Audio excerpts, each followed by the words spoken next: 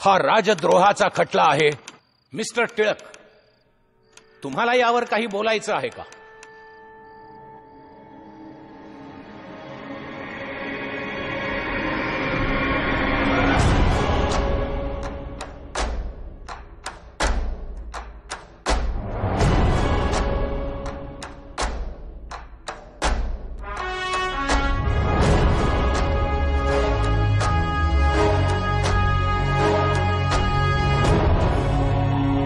म्हणायचंय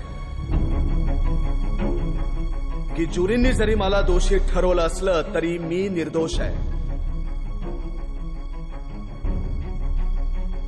माणसाचं आणि राष्ट्राचं भवितव्य नियंत्रण करणाऱ्या या न्यायव्यवस्थेपेक्षाही उच्चतम अशा शक्ती आहेत आणि त्या परमेश्वराची अशी इच्छा असावी की मी स्वतंत्र राहण्यापेक्षा बंदिवासात राहून माझ्या अंगीकृत कार्याला ऊर्जितावस्था द्यावी.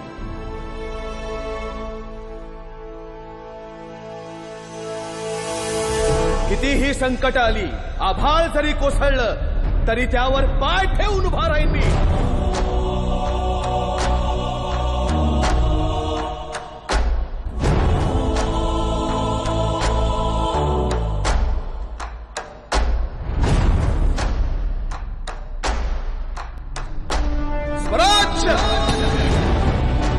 हा माझा जन्मसिद्ध हक्क आहे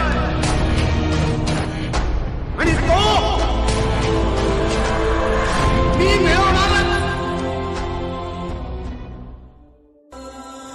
भारत पारतंत्र्यात होता आणि मराठवाडा निजामशाहीच्या राजवटीत होता. तो काळ 1920चा. नुकतेच जालियनवाला बाग हत्याकांड झाले होते. संपूर्ण भारतात असंतोष पसरला होता. त्यावेळी भारतीय स्वातंत्र्याचे नेतृत्व लोकमान्य टिळक करायचे.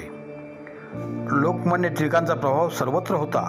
त्या प्रभावात तत्कालीन औरंगाबाद शहरातील अनेक स्वातंत्र्य सैनिक या चळवळीत सहभागी झाले होते. याचबरोबर मराठी वाचन संस्कृती जगली पाहिजे यावरही ते मनाभावातून काम करायचे. 1 ऑगस्ट 1920 रोजी लोकमान्य टिळक यांचे निधन झाले.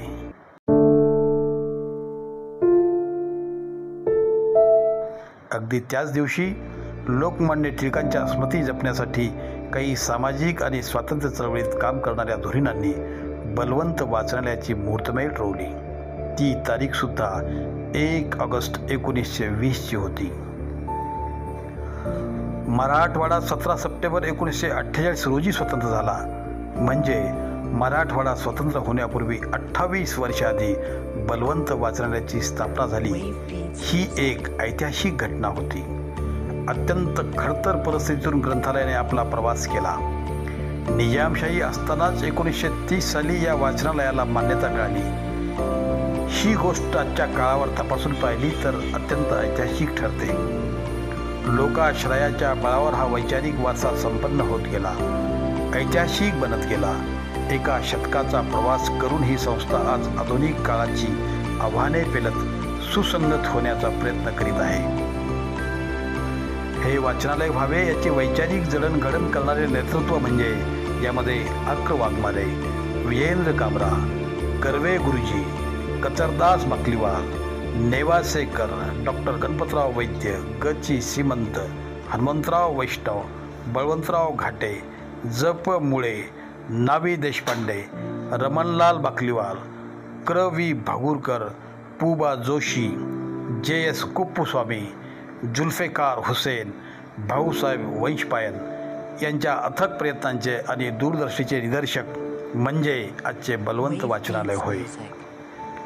दरम्यानच्या काळात सत्ता बदल झाला, काळ बदलला, समाज बदलला, तंत्रज्ञान बदलले. या काळाच्या बदलाबरोबर राहून संस्थेने प्रत्येक टप्प्यावर स्वतः बदल करून घेतले. वाचन संस्कृती वाढावी म्हणून अनेक वेगवेगळे उपक्रम राबविले. हा संपूर्ण प्रवास एका ध्येयाने भरलेला होता. वाचन संस्कृती वाढली पाहिजे आणि समाजाच्या ज्ञानामध्ये भर पडली पाहिजे हाच एकमेव हेतू ठेवून हे वाचनालय आपली वाटचाल करीत आले. म्हणूनच ते काळाच्या ओघात वाढत गेले, उन्नत होत गेले. स्वातंत्र्यानंतर महाराष्ट्रात सार्वजनिक ग्रंथालय चळवळ उभी राहिली.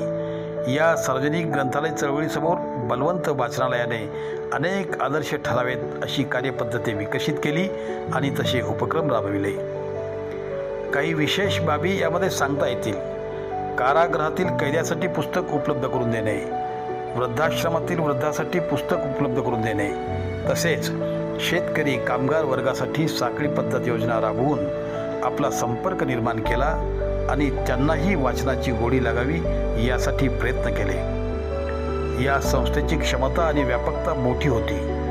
त्यामुळे ग्रंथालय चळवळीतील काही सदस्यांसमोर संकट निर्माण झाली. त्यावेळी बलवंत वाचनालय त्यांच्यासाठी धावून गेले.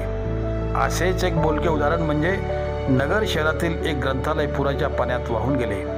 त्यांना उभे राहण्यासाठी बलवंत वाचनालयाने अनेक ग्रंथ मोफत उपलब्ध करून दिले आणि ते वाचनालय पुन्हा उभे राहण्यासाठी हातभार लावला. वाचकांच्या सोयीसाठी 2017 साली वातानुकूलित अभ्यासिका सुरू करण्यात आली. स्पर्धा परीक्षेसाठी हजारो विद्यार्थ्यांनी या वाचनालयाचा लाभ घेऊन आपले यश मिळविले आहे. वाचकांसाठी ग्रंथालय 12 तास उघडे ठेवण्यात येते. सुट्टीच्या दिवशीही 9 ते 12 या वेळेत वाचनालय सुरू ठेवण्यात येते. ग्रंथालयात समृद्ध असा बालविभाग सुरू करण्यात आला. दिवाळी सुट्टीमध्ये बालवाचक याचा खूप मोठा लाभ घेतात. दिवाळी अंक वर्षभर वाचकांना उपलब्ध करून देण्यात येतात. वाचनकट्टा सुरू असतो. लेखकाशी संवाद साधला जातो. व्याख्याने आयोजित केली जातात. प्रदर्शन भरविले जातात.